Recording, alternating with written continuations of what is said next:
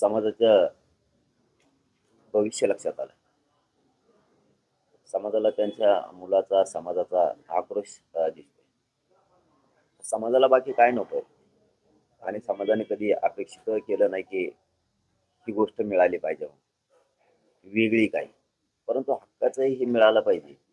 हे जवळपास 40-45 वर्षापासूनची मराठ्यांची मागणी, की आमच्या लेकराला जे हक्काचं आरक्षण लागतंय ते द्या.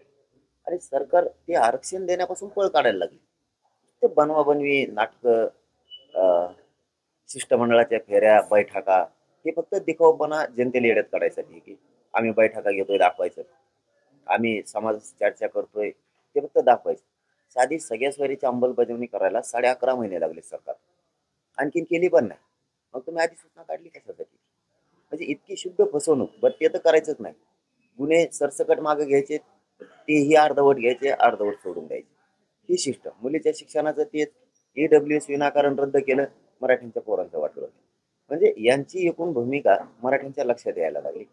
आणि फक्त वेळ मारून नाही, मराठ्यांच्या लक्षात आलं की अरे जाणून बुजून करायले. बरं हे तर केलं इथं नाही थांबले, पुन्हा अनेक टोळ्या जमवायला सुरुवात केली. म्हणजे मराठ्यांची काही संघटना फोडायला सुरुवात केली, आमिष दाखवून किंवा काय दाखवलं असेल त्यांचे त्यांना माहिती. कारण बिना आमिषाचं किंवा बिना देवाणघेवाण काही केलेलं, जात सोडून पक्षाचं काम करायला कोणीच मोकळा नाही. कोणीच कोणत्याच जातीतला माणूस बिना आमिषाचं फुकट नाही काम करू शकत. समाजाचं फुकट करत, पण दुसऱ्याचं समाजाची दुश्मनी अंगावर घेऊन, समाजाची दुश्मनी अंगावर घेऊन माणूस पक्षासाठी किंवा सत्तेसाठी करू शकत नाही. त्या सत्ताधारी लोकांसाठी नाही करू शकत ना. स्वतःला काहीतरी दाखवलंय, आम्हीच दाखवलं म्हणा, किंवा काहीतरी दिलंय, याच भूमिकेमुळं काही संघटना, काही समन्वय काम करायला लागलेत मराठ्यांच्या विरोधात. म्हणजे इथं मराठ्यांची मरमर काय चालली आज? मराठ्यांना आरक्षण मिळालं पाहिजे. आणि काही ते बिकाऊ असणाऱ्या लोकांचं, समन्वयकांचं किंवा त्या काही संघटनांचं जे मराठ्यांच्या विरोधात प्रेस घ्यायला लागलेत, आरक्षणाच्या विरोधात, आंदोलनाच्या विरोधात, यांचं तर जातीच्या विरोधात काम चाललंय. हे तर मराठ्यात करूच शकत नाही मराठा कोणचाच. कितीही नुकसान झालं तरी चालत, पण मराठ्यांच्या विरोधात काम नाही करू शकत. हे सरकार घडून आणायला लागले. काही मराठ्यांचेच आमदार मंत्री मराठ्यांच्याच विरोधात सोडले. हे मराठ्यांच्या लक्षात यायला लागले की आरक्षण मिळायचे दिवस जवळ आले. आणि आरक्षण मिळायचे दिवस जवळ आले असताना जाणून बुजून देवेंद्र फडणवीस साहेबांच्या माध्यमातून 4-5 त्यांचे आमदार आणि मंत्री हे प्रचंड मोठं षड्यंत्र रचून मला घेरायचं काम सुरू केलंय, उघडं पाडायचं काम सुरू केलंय. त्यामुळे समाज कसा घरी बसत? एक महाराष्ट्रातल्या जे विभाग आहेत 5 होय, त्यांच्या दरी असं दाखवण्याचं काम सरकारनं सुरू केलं.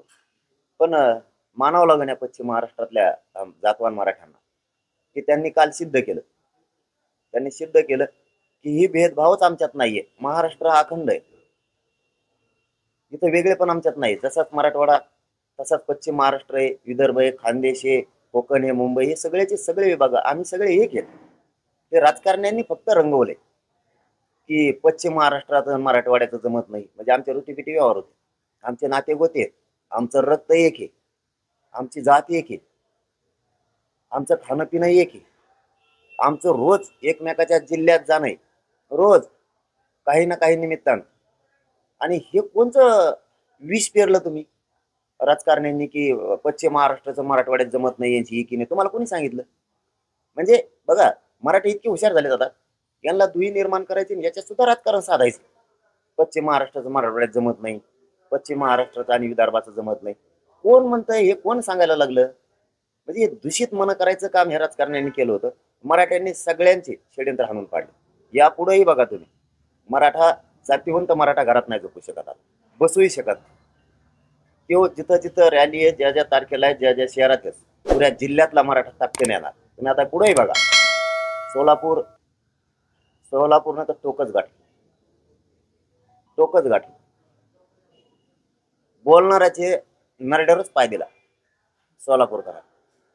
बोलायला जागाच नाही ठेवली, असं म्हणलं नाही का, त्याचं नरडच दाबून बंद करून टाक. असं पूर्ण सांगली, सातारा, कोल्हापूर, पुणे, नगर, नाशिक पर्यंत ताकदीनं मराठी. एक दिवस काम सोडल्यानं आपल्या जातीचं कल्याण होणार असलं तर आपण रस्त्यावरती आलं पाहिजे, शांतता रॅलीत सहभागी झाला पाहिजे, असं मराठ्यांनी ठरवलं. आणि मराठ्यांनी